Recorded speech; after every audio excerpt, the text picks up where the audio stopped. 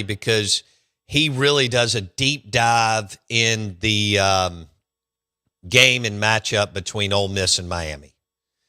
And he's been working with Miami for a couple of years, and he's the one that recommended to Cristobal to get Heatherman, their defensive coordinator, who has ended up having a hell of a year. Now, Trinidad, Chambliss, and Lacey and some of those other guys may wreck that, but Miami played some good football. They did. Especially on the defensive side, because they're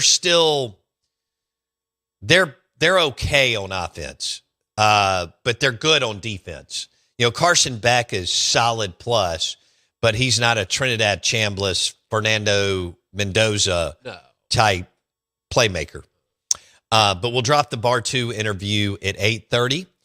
And that's all Ole Miss, Miami. And then at 9:30, Lugan Bill will go over both games, Ole Miss, Miami, and Oregon and Indiana. And we've got some audio here from Golding, Signetti. May drop the Beamer audio. I don't know. Shane Beamer's not happy with Lane Kiffin. Not that Lane cares about him. I mean, no. Does Lane care about what anybody else thinks about him? No. This is your true Lane.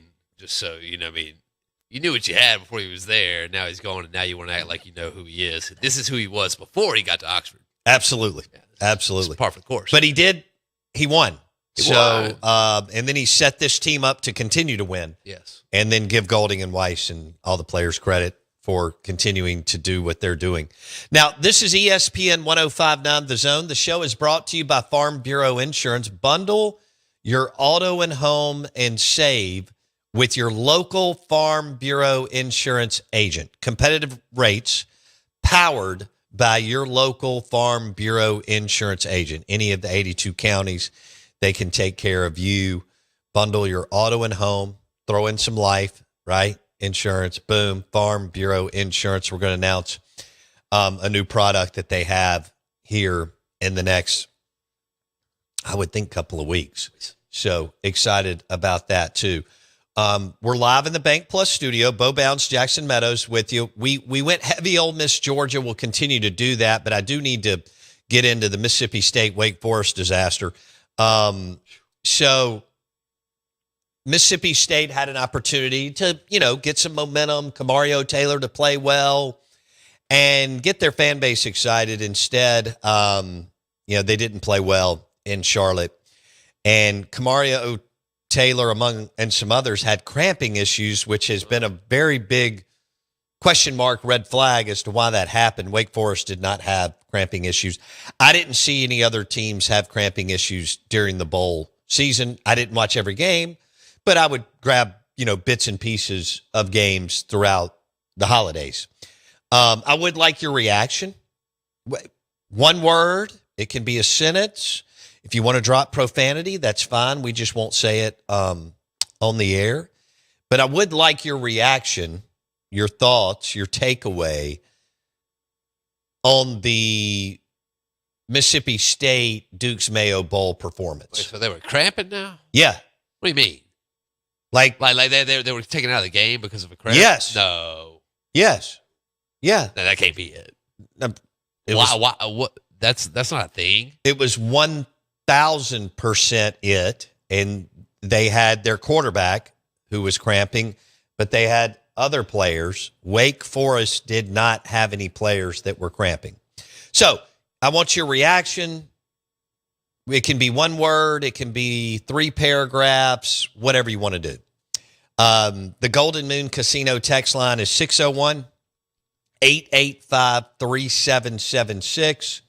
601-885-3776.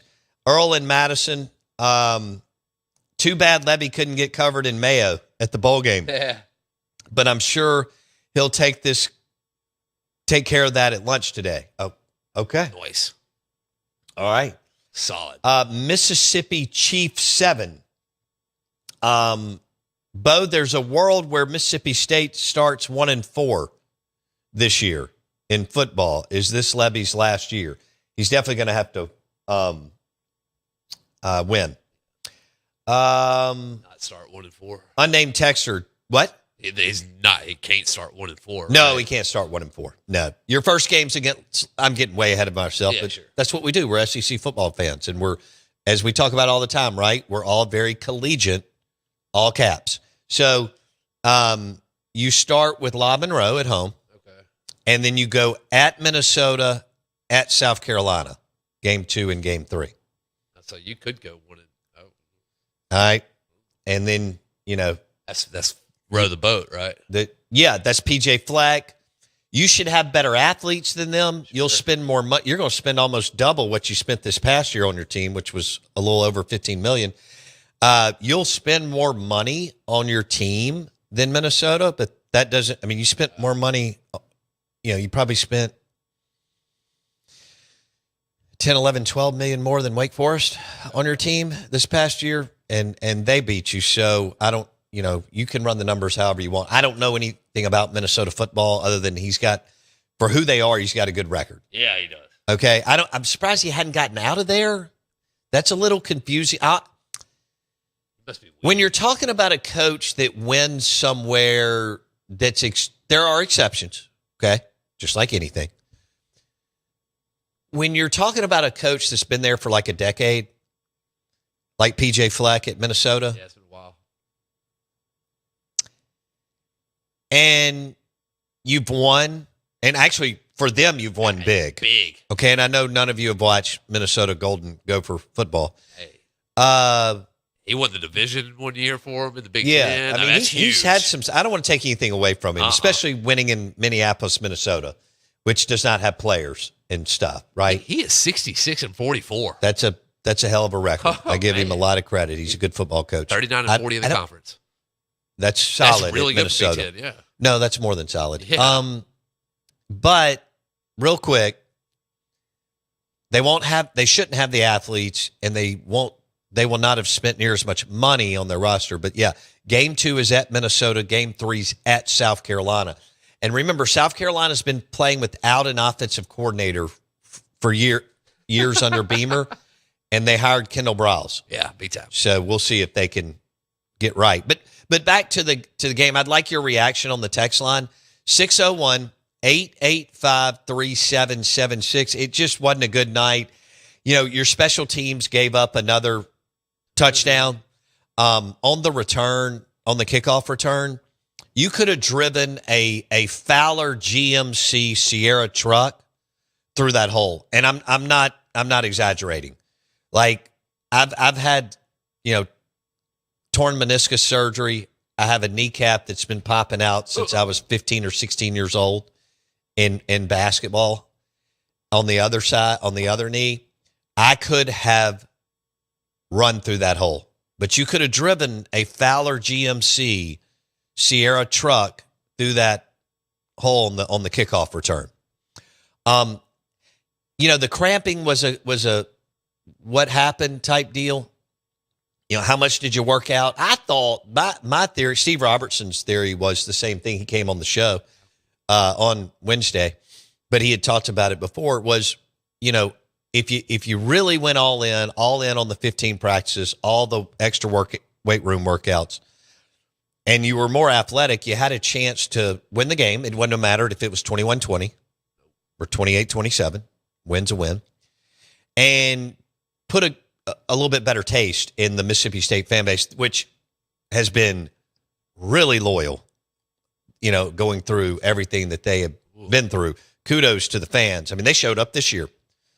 Home games, I mean, they were insane. Tennessee, Texas, and Arizona State, and so on. But it looked real herky. There was no rhythm or tempo on offense. So I guess Levy got maybe sped up again because they came out of the gate and you could just tell it was let's have Camario have a really big game, right. And they were obviously he had a decision on zone reads whether to give it or take it, and he decided to carry the football and run it. And it just you never got going. You kicked a bunch of field goals. Again, you gave up the special teams touchdown. Wake did enough on offense. And something else, late in the game, you're down by 9 and you drive down and you don't kick the field goal to extend the game. I mean, my theory here is you always extend the game. I mean, if it's, you're going to have to score twice anyway. Right. So you kick the field goal and try to extend the game. Yeah. So that there were, and yeah, Robbie Ashford's the quarterback for Wake. He had been at Auburn and South Carolina, and who knows, roast beef tech. I don't know where else he had been. And he is an average to solid power 4 QB, but he did enough. Yeah, he did plenty. He did enough on Friday night to beat you. So, and you didn't have Coleman Hutzler as a defensive coordinator. You to blame? No. Well, the continuity. I mean, you would like the same guy you were coaching with to be at the bowl game, obviously. No, I'm just saying that Matt Barnes didn't do any better. Okay, yeah, there we go. Okay, that worked. No, I'm not going with any continuity. Okay. There wasn't any point. What? So, evidently, Robbie Ashford played so well, I got choked up. That's right. So we have a good text here. Hold on. Wolves, Mountain Lions, and Bears. Whoops, that was the wrong one, but that was still funny. Hey, ESPN 105.9 The Zone, brought to you by Southern Ag Credit, financing life outside the city limits. Right there in Ridgeland, southernagcredit.com. Ken Hobart and the team, southernagcredit.com, financing life outside the city limits. Bo Bounds and Jackson Meadows with you. Biggest week for Ole Miss in the history of their athletic program, or athletics program, is they will play in Tempe, Arizona they'll play for the national championship game to go to the title game. That's right. Say that out loud. They will play to win to go to the national title game. They'll play Miami. I think Ole Miss should win the game. They have the better quarterback. I don't necessarily think it will be easy, but they have the better quarterback and skill people. Miami has a better defense. I can't wait to see what plays out, but I'm picking Ole Miss to win Thursday night in Tempe, Arizona, in the Fiesta Bowl, and Miami is laying 3.5. I'll take those points. I'll take those right now. Miami laying 3.5. I know some of you, I saw some other books that y'all were sending me. Evidently, there's 9,000 books out there. Oh, yeah. But least. I'm going with the 3.5, and that's what we'll roll with. So, good morning. I hope you had a wonderful Merry Christmas, Happy Holidays, Happy New Year. I know Ole Miss fans did. Best one you've ever had. And Mississippi State, I don't know what to tell you. The cramping, didn't play well, lost to a Wake Forest team that really didn't, I'd say low-level Power 4 athletes. I would love to be a low-level G5 athlete, but this is how we have to call it. Right. So, War Eagle Rich says, State made Robbie Ashford look like a star. Damn. All right, tell me the text you have. I had it, and then I lost it in the sea of it. I don't know where we got all these. They just started pouring in. No, okay. I do have it. I'm lying. Okay. There it is. Losers find ways to lose. And I feel like State has had a loser's mentality for the past several years. Okay.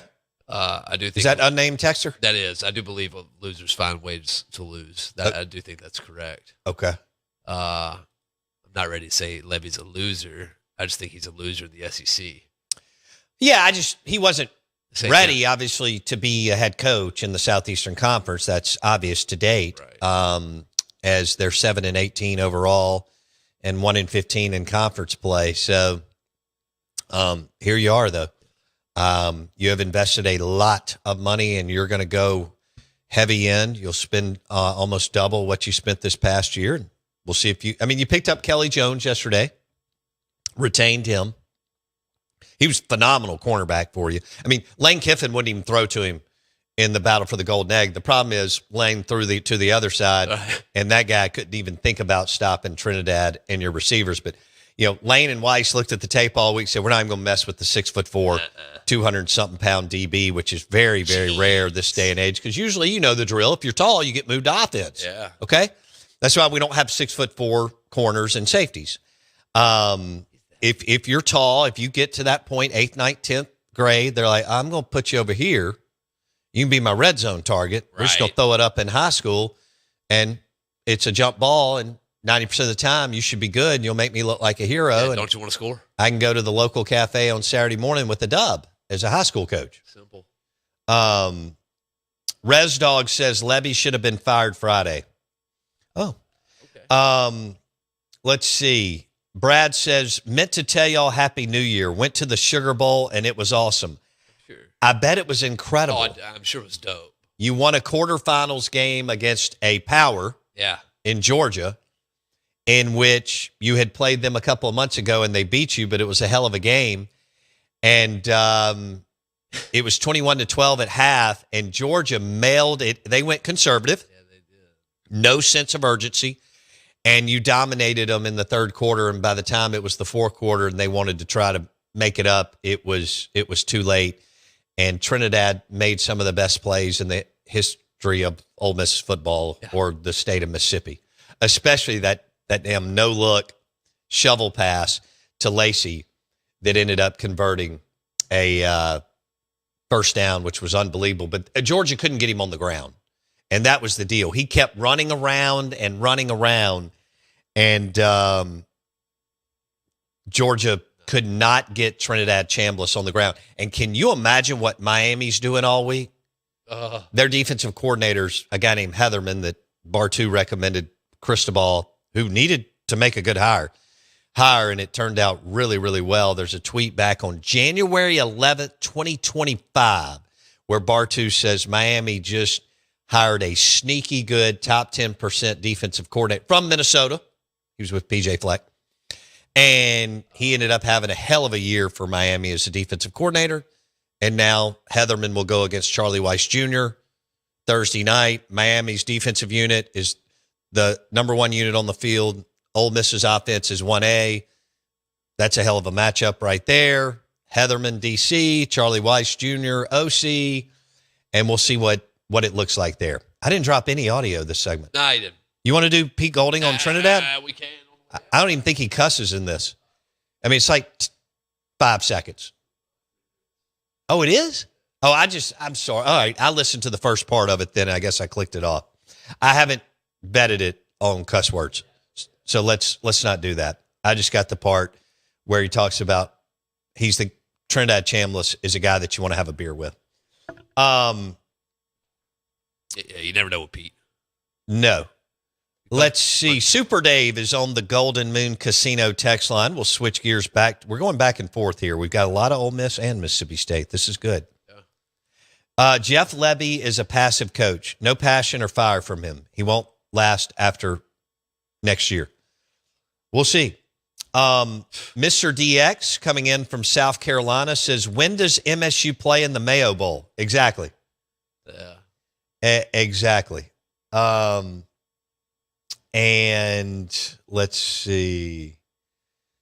Resdog said Levy should have been fired Friday night. Green Okra is on the Golden Moon Casino text line. And he says, my son and I celebrated until 2 a.m. Thursday in NOLA, then flew to Charlotte for Mayo. The bowl is fun, even if MSU lost. Great 48 hours of football.